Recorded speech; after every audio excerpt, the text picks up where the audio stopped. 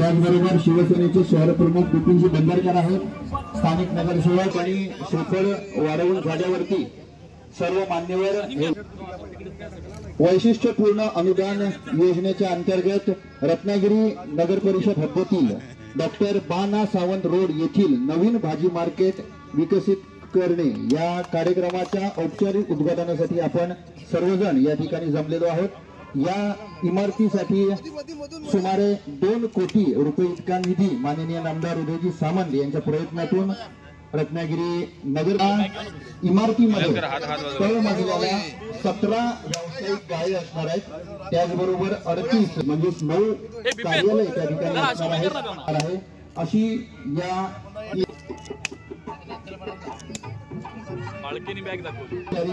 उद्घाटन होत आहे।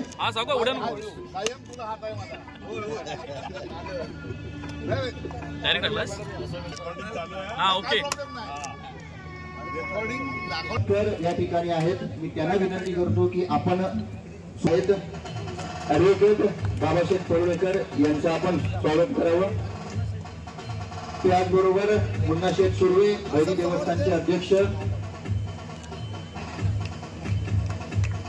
प्रमोदजी रेडीज माजी नगराध्यक्ष यांचे सुद्धा स्वागत करतील नामदार साहेब। डॉक्टर समीर जोशी क्षेत्रामध्ये ज्यांचा दांडगा अनुभव आहे असे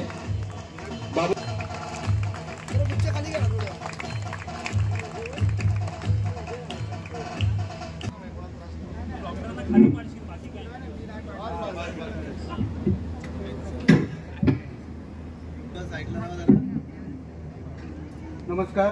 उपस्थित मंचावर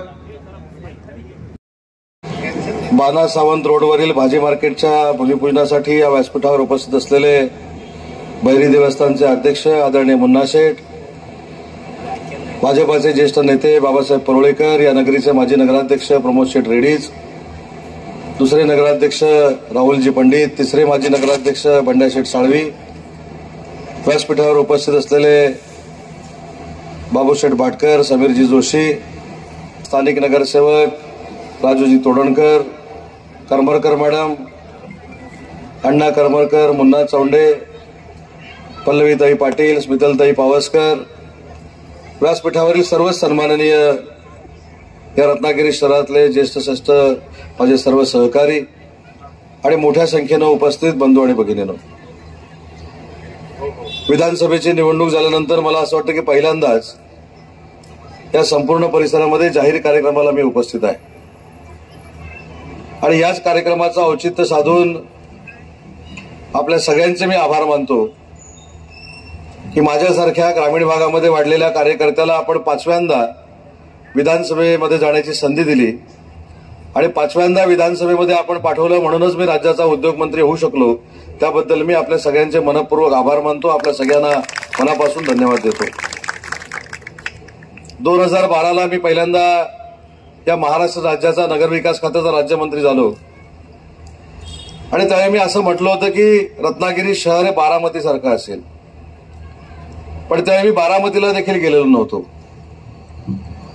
पण अभिमान आहे आपल्या शहरातल्या सगळ्या नागरिकांचा, ग्रामीण भागातल्या नागरिकांचा, की त्यांनी सलग 5 वेळा सेवा करण्याची संधी मला दिली।